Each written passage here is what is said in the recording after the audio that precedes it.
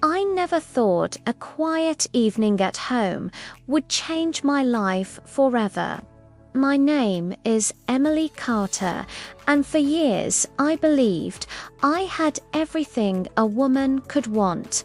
A beautiful home in the suburbs, a husband, Michael, who was successful in his career, and a circle of friends who admired our marriage.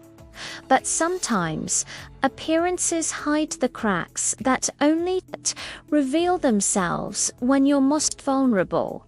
It was a Friday evening, and Michael had left earlier in the day for a business trip.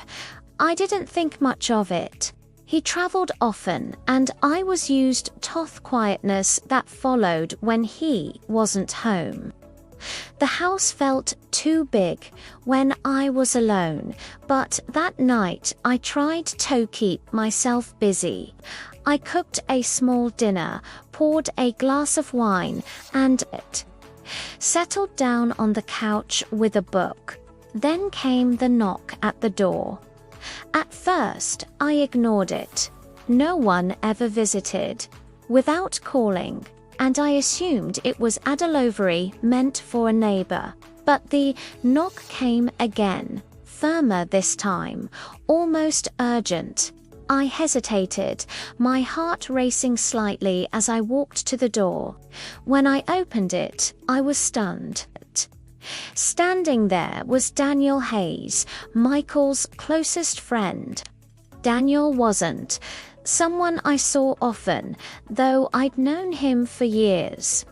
He was charming in a quiet way, with sharp blue eyes and a confidence that never seemed arrogant.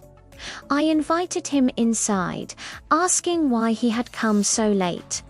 He smiled faintly and said, he was just passing through town. Thought he'd check in since he knew McCall was away. It seemed innocent enough, but something in the air shifted. The moment he stepped into my living room, we talked at first about safe topics, work, travel, and the weather. But soon the conversation deepened. Daniel mentioned how Michael had been spending more time away than usual, and how hard that must be on me. His tone was careful, almost tender, as if he were testing the waters. I felt a strange warmth in my chest, one I hadn't felt in years. Michael and I had ground distant our marriage, more like a business partnership than a romance. And here was Daniel looking at me with a softness I couldn't ignore. The tension grew as the evening stretched on. Every time his hand brushed against mine, when passing the wine glass, I felt a spark. Every glance lingered just a little longer than it should have. I tried to study myself, reminding my heart where my loyalties lay. But loneliness is a dangerous thing, and when combined with a tension that feels real, it can pull you into places you swore you'd never go.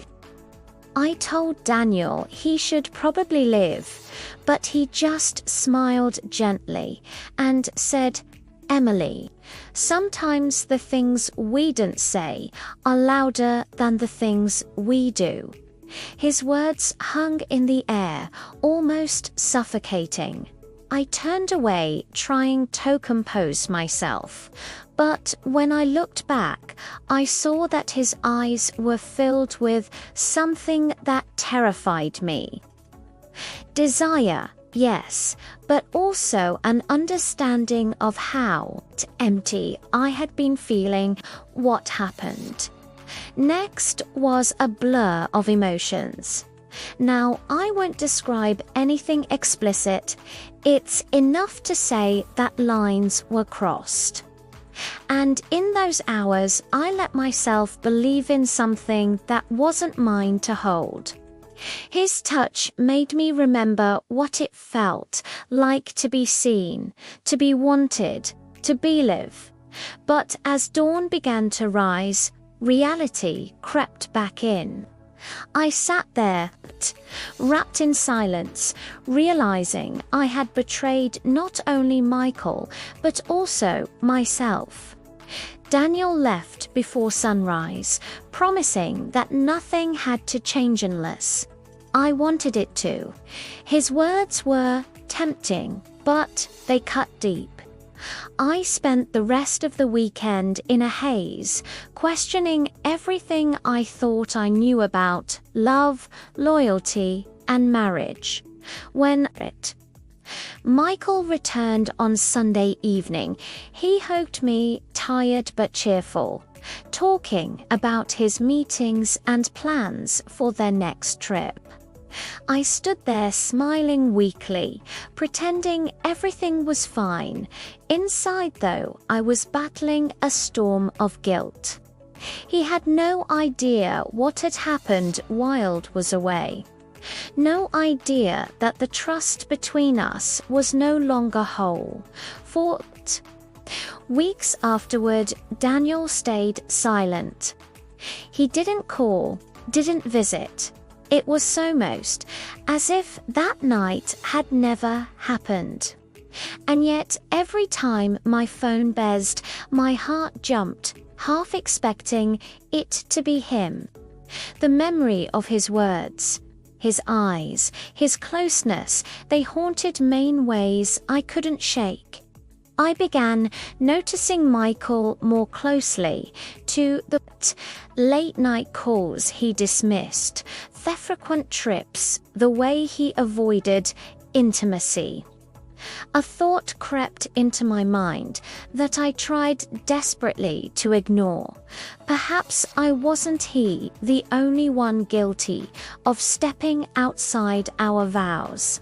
Perhaps Michael had secrets of his own. One night, curiosity overcame me, and I checked his phone while he slept. The messages I found confirmed what I had feared. Michael had been seeing someone else. The betrayal stung, but in a strange way it also explained the distance, the coldness that had grown between us. I realized then that both of us had been living in shadows, seeking warmth and places we didn't belong. The question that lingered was this: do I confront him, confess my own sins and risk tearing everything apart? Or do I bury the truth, pretending for the sake of stability that nothing ever happened? I still don't have an answer. Life since that night has been a delicate dance of pretending, of stolen glances in the mirror, of quiet shame that no one else can see. Daniel hasn't come back, but memory of that unexpected visit lingers like a secret flame, dangerous, tempting, and impossible to extinguish. Some stories don't end with clean answers. They end with choices that haunt you, with paths you can't retrace. And sometimes they begin with nothing more than a knock at the door.